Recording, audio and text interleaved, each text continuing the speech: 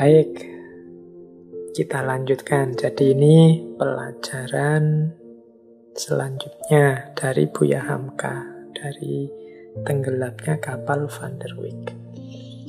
Kita mulai sekarang pelajaran-pelajaran patah hatinya. Ini bagian yang menyakitkan. Gimana sih mengatasi patah hati itu dalam cinta? Setelah Jainuddin dalam tanda petik ya dikhianati, dikecewakan secara luar biasa, dia mengalami banyak momen-momen menyakitkan. Pada akhirnya kalau di Buya Hamka, solusi yang ditawarkan adalah meskipun tidak menjadi suami istri tapi tetap menjadi sahabat yang saling perhatian.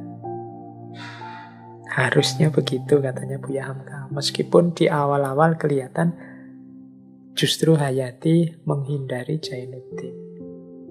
Hayati dinasehati macam-macam oleh Jainuddin, diperingatkan betapa bahayanya pernikahanmu dengan seorang Aziz, tapi Hayati tidak peduli. Ini membuat Jainuddin semakin drop. Coba kita lihat kalimat dari Jainuddin setelah dia dicueki oleh Hayati. Sahabatku Hayati. Ini yang saya sebut solusi ya. Setelah tidak nyambung dalam cinta, diposisikan sebagai sahabat, tidak masalah. Karena sahabat juga masih perhatian dengan pasangannya, ingin kebaikan dan kebahagiaan belaka pada pasangannya. Tentang hubungan cinta sahabat antara dua orang, boleh teman-teman kembali, dulu kita pernah belajar tentang filsafat pernikahan. Antara lain pendapatnya seorang Nietzsche, bahwa bentuk cinta yang layak untuk naik ke level pernikahan adalah diawali dari persahabatan. Nah, ini kalimatnya Zainuddin.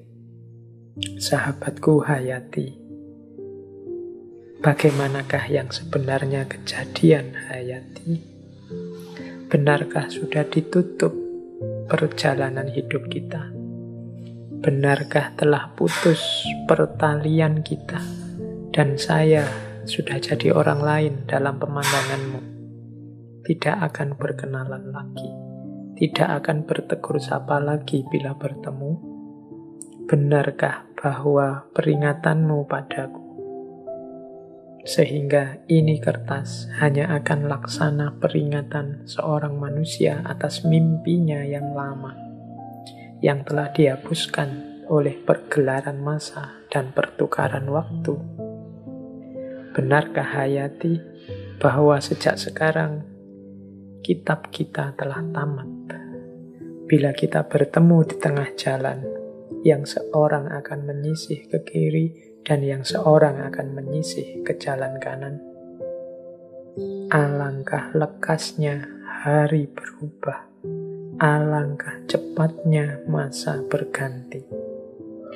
Apakah dalam masa sebulan saja istana kenang-kenangan yang telah kita dirikan berdua dihancurkan oleh angin puting beliung, sehingga dengan bekas-bekasnya sekalipun tidak akan ketemu lagi? Ingatkah kau Hayati bahwa istana itu telah kita tegakkan di atas air mata kita, di atas kedukaan dan derita kita? Ini surat-surat terakhir sebelum Hayati dan Jainuddin nanti benar-benar berpisah karena Hayati menikah. Ini beberapa kali Jainuddin menulis pada Hayati tapi tidak dijawab. Nanti ada jawaban yang sangat menyakitkan hatinya Jainuddin. Itu yang membuat dia begitu jatuh, begitu drop, begitu kecewa. Jadi ini kalau di Buya Hamka ya sebenarnya seandainya putus, orang yang kita cintai menikah dengan orang lain tidak masalah. Toh dua orang itu bisa masih menjadi sahabat. Tidak suami istri, tapi masih saling peduli, saling memperhatikan, masih saling mengingatkan kalau yang lain ada dalam bahaya. Tapi ternyata keinginan yang disampaikan lewat Jalan Zainuddin ini tidak ditanggapi serius oleh Hayati. Ini yang membuat Zainuddin kecewa. Ini seakan-akan ini pelajaran buat kita ya. Para pecinta itu bukan berarti tamat ceritamu kalau yang dicintai memilih orang lain. Tidak ada urusannya dengan itu. Seperti beberapa sesi cinta sebelumnya. Jadi, aku mencintaimu itu tidak ada syarat apapun. Bahkan aku akan melindungimu dari segala bahaya. Termasuk kalau seandainya ternyata aku ini adalah bahaya buatmu, ya aku akan minggir. Jadi ini semangat cinta yang sejati. Yo, diucapkan gini memang puitis indah, tapi dilaksanakan memang berat. Kebanyakan kita ya kalau pas putus ya ceritanya kayak Zainuddin dan Hayati ini, saling dendam, saling marah. Bahkan ada yang kemudian saling mengumbar kejelekan. Karena betapapun dua orang yang pernah dekat itu kan mengerti pasangannya sampai titik paling dalam, itu yang biasanya kalau bisa terus diumbar kemana-mana. Menunjukkan bahwa selama ini cintanya belum murni, belum sejati. Hanya menuntut kesenangan egoisnya. Ketika kesenangan ini terganggu, keluarlah, tampaklah aslinya. Tampaklah pamrih-pamrih dari cintanya. Baik, ini pelajaran selanjutnya. Kita lanjutkan lagi. Semoga masih belum capek ya, teman-teman.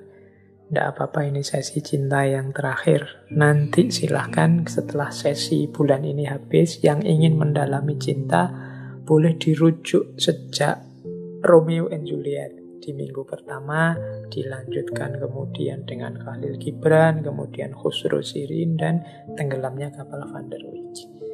Di situ nanti akan kelihatan pola-pola, model-model karakter cinta yang tulus, yang serius.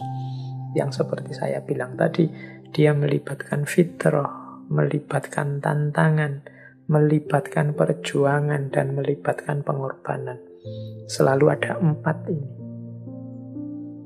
Yang pertama fitrah, ya cinta itu pastinya fitrah. Dia tumbuh, dia anugerah dari Allah. Tidak bisa dipaksa, orang tidak bisa pura-pura cinta. Kalau tidak cinta, tidak ada passion, ya tidak. Jadi dia ini fitrah. Yang kedua, selalu saja ada tantangan-tantangan. Nanti kalau ada waktu kita urai lagi tantangannya cinta itu apa saja. Dan yang ketiga, butuh perjuangan. Para pecinta yang tidak berani tantangan, malas melakukan perjuangan, jangan nangis kalau cintamu runtuh dan gagal. Dan yang terakhir, harus siap juga memberikan pengorbanan. 4 unsur ini menurut saya ada di semua cerita cinta yang kita gali bulan ini. Jadi fitrah, kemudian tantangan, kemudian perjuangan, dan yang terakhir pengorbanan. Pengorbanan bentuknya macam-macam, tapi di 4 novel ini pengorbanannya semuanya sampai puncak, yaitu mati bersama. Ya, kalau kita tidak harus seperti itu. Yang novel memang dibuat dramatis seperti itu. Kita sejahtera bersama, bersabar, berdua, menikmati kekurangan masing-masing. Itu juga sejenis pengorbanan. Kalau tidak berani berkorban, jangan masuk ke gelanggang cinta.